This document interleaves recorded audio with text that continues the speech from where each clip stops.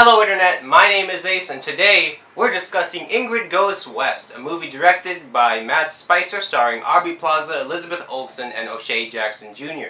Oh man, where do I even start with this film?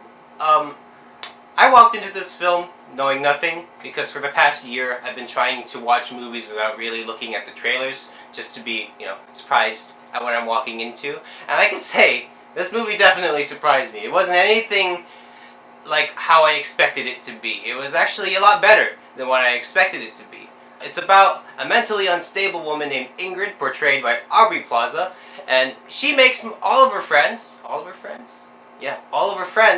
made through Instagram. But the catch is they don't really know that they're her friend, because the friends that she makes are those popular Instagram pages, the ones that post stuff every day, on the daily, just like, oh, I'm eating this, or I'm gonna be going here. And it's Aubrey Plaza's character just likes their posts and comments sometimes, and she basically considers them to be her friend.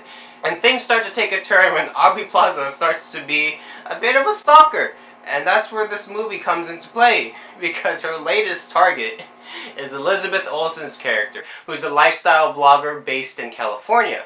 And as the movie title suggests, Ingrid Goes West. So where do I really start with this movie? Well, let's start with Aubrey Plaza. Now, I love her in Parks and Recreation. She's one of my favorite characters in that show, and ever since that role, every other role that she's had is basically portraying the same character. It's really dry, humorous, snarky, socially awkward. But here, in this movie, it really works. It really works, what can I say?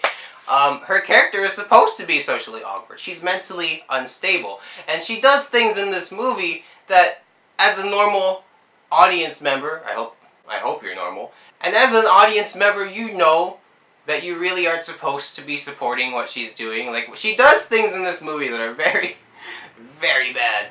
Borderline illegal things to do.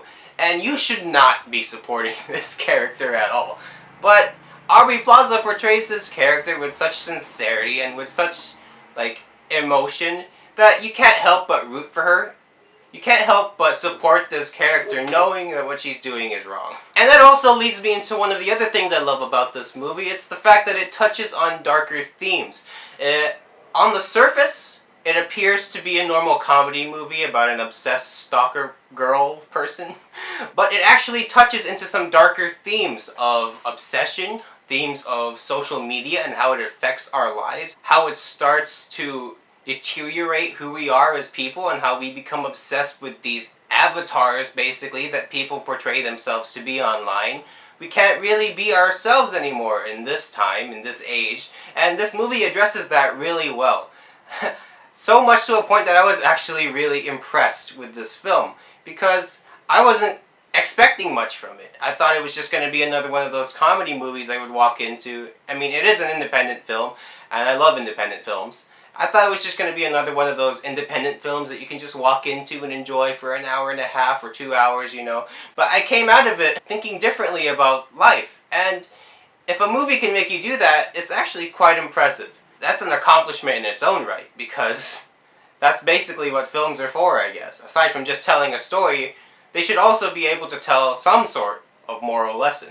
So I'm going to touch on Elizabeth Olsen's character a little bit. She plays the Cali girl, basically an Instagram blogger that you see so often nowadays. But she plays the part very well, and her relationship with Aubrey Plaza, they're back and forth between one another. It's actually somewhat endearing and very believable. When I was watching the film, I never once thought that these two could never be friends in real life, because it actually was a very believable relationship, and I thought that those two hit it off really well. O'Shea Jackson Jr., Ice Cube's son, or should I say, Ice Squared. Am I right? Was that funny? No! No, it was funny. It was funny. His character was very interesting to watch. He plays Aubrey Plaza's landlord, basically. And his interactions with her were very interesting to watch as well. Though he does make some choices I thought were a bit strange. Other than that, I thought he was a very acceptable character that was just there to enhance the movie. And he does a very good job in the comedic role. He made me laugh a lot. Now, as for flaws I have with this movie, it really comes from a narrative standpoint, and also a logical standpoint. as I stated before, Aubrey Plaza's character is very mentally unstable. And she does have history with other accounts on Instagram of assault.